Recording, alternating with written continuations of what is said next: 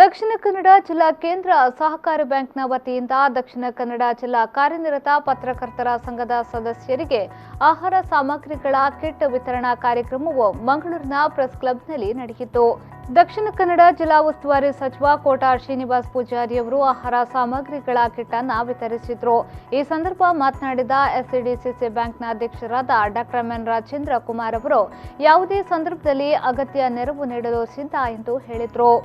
ಆರೋಗ್ಯ ಇಲಾಖೆಯವರಾಗಲಿ, ಮಾಧ್ಯಮದ ಮಿತ್ರರಾಗಲಿ ಅಥವಾ ಆರಕ್ಷಕರಾಗಲಿ, ಪೊಲೀಸ್ ಇಲಾಖೆಯವರಾಗಲಿ, ಇವರು ತಮ್ಮ ಕರ್ತವ್ಯವನ್ನು ನಿರ್ವಹಿಸುವಾಗ ಅಡ್ಡು ಮಾಡುವಂತವರಿಗೆ ಯಾವುದೇ ಕಠಿಣವಾದಂತಹ ಒಂದು ಕ್ರಮವನ್ನು ಕೈಗೊಂಡ್ರೆ ಇವತ್ತು ದೇಶದ ಎಲ್ಲ ಪ್ರಜೆಗಳಿಂದ ಹಿಂದೆ ಇರ್ತಾರೆ.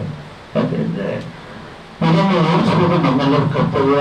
ಇದು ನನ್ನ ಆರೋಗ್ಯ ತಪಾಸಣೆಗೆ ಬರಬಾರ್ದು, ನಾವು ಒಂದು ಕಡೆ ಇರ್ತೇವೆ, ನಮ್ಮನ್ನು ಯಾರನ್ನು ಮುಟ್ಟಬಾರ್ದು ಅನ್ನುವಂಥದ್ದು ಕಾನೂನು ಬಾಹಿರ ಅನ್ನುವಂಥದ್ದು ಆಗಾಯಿತು.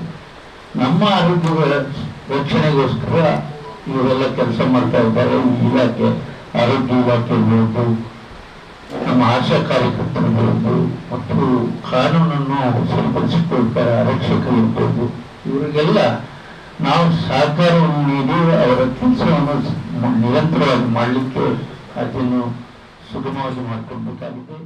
ಈ ಸಂದರ್ಭ ಶಾಸಕರಾದ ಡಾಕ್ಟರ್ ಭರತ್ ಶೆಟ್ಟಿ, ವೇದವ್ಯಾಸ್ ಕಾಮತ್, ದಕ್ಷಿಣ ಕನ್ನಡ ಜಿಲ್ಲಾ ಪತ್ರಕರ್ತರ ಸಂಘದ ಅಧ್ಯಕ್ಷರಾದ ಶ್ರೀನಿವಾಸ್ ಸಿಂದಾಚೆ, ಹರೀಶ್ ರೈ, ಪುಷ್ಪರಾಜ್ ಬಿಎನ್ ಉಪಸ್ಥಿತರಿದ್ದರು.